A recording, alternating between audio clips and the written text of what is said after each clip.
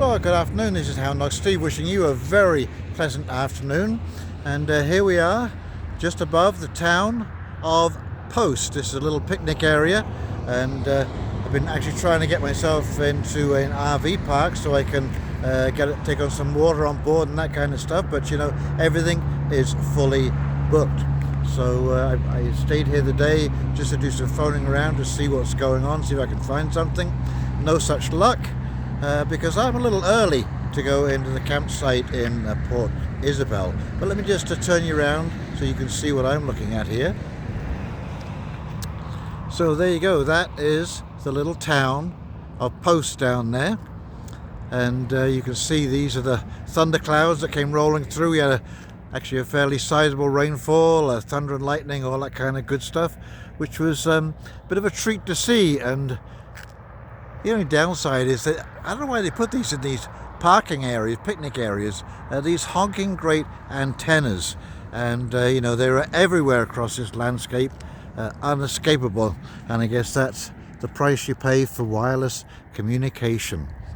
But yes, this is the placard here, and it says CW Post Rain Battles. Site of 1911 to 1914 dynamiting to produce rain, carried on by CW Post, Texas farm colonizer and cereal foods millionaire. After reading that rain often accompanies cannonading in war, Post planned battles to relieve droughts. He thought vertical air currents would condense vapor in the atmosphere and cause rain. He first used dynamite airborne by kites, but soon replaced this dangerous method by setting off explosions on edge of Caprock. Post's experiments were said to have been 40% effective and cost $50,000. He battled drought on farms until his death in 1914. So there you go. And we talk about the trailing in the sky. Well, it's been going on for an awful long time.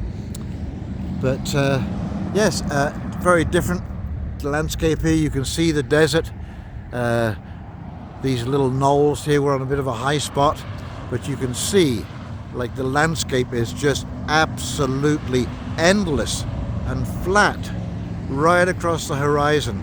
There's just these little rises here and there, but yeah, this is it. Anyway, the temperature's gone up, and I'm looking forward to driving down to the rest of Texas. I think I mentioned before that I try to do some interviews, but people are very reluctant these days to be caught on camera, just in case, you know, it's a gotcha video or something like that, and I can understand completely how they feel.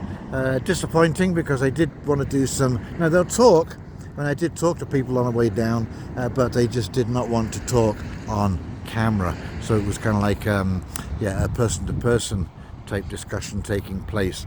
So anyways, I will relay some of those stories in other videos because they were kind of interesting. I have been noticing on the way down that there are a lot of drug counseling, alcohol counseling, mental health signs, advertising, you know, to get some help. Are looking out for fake dangerous drugs. And you know, we know that the whole meth thing has been going on right across Canada, and the US has been ravaging lots and lots of young people, especially in these small rural towns where there's really not a lot to do.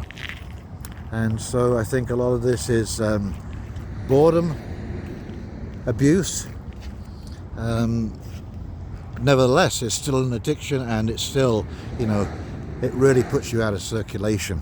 So I can see why they're concerned. Well, I think we should be more concerned in Canada too about the trafficking coming across the border. But yeah, you can see it's raining cats and dogs down there. But other than that, it's my birthday today. Thank you very much. 72 years old and loving it.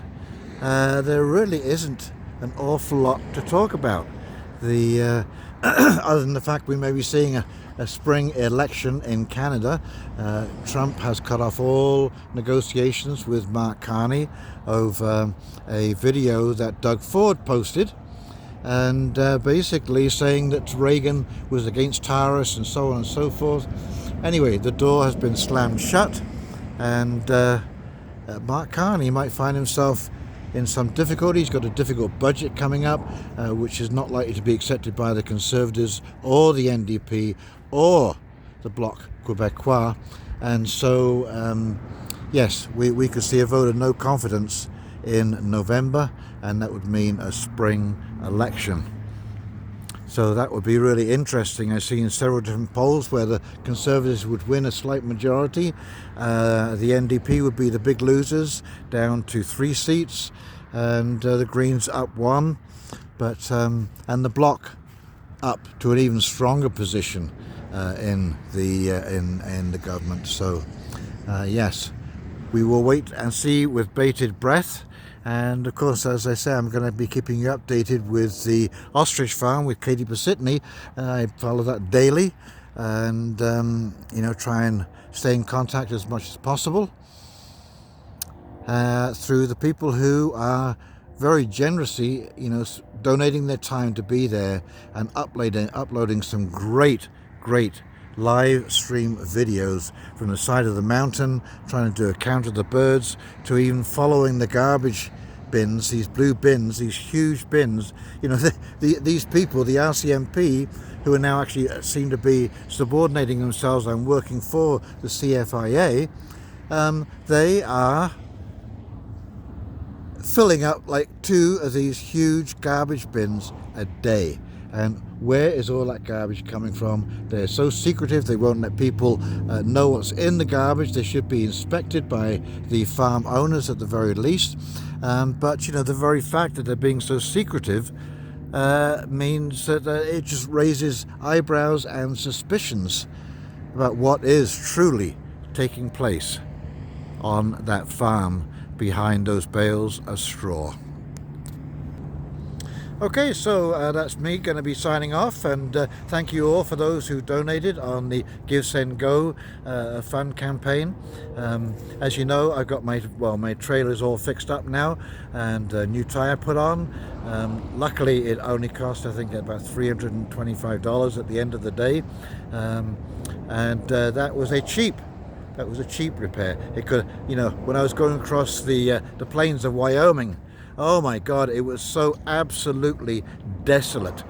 Mile after mile after mile after mile of just nothing but scrub land and open plains. And if you ever broke down there, oh my God. And I had no phone. I only just got my SIM card changed yesterday in Colorado. So yeah, I had no phone, no communication other than, a Starlink. But, who are you going to email the police or whatever for a situation? A tow truck? Who knows? Anyway, we've been lucky so far. Everything's working well.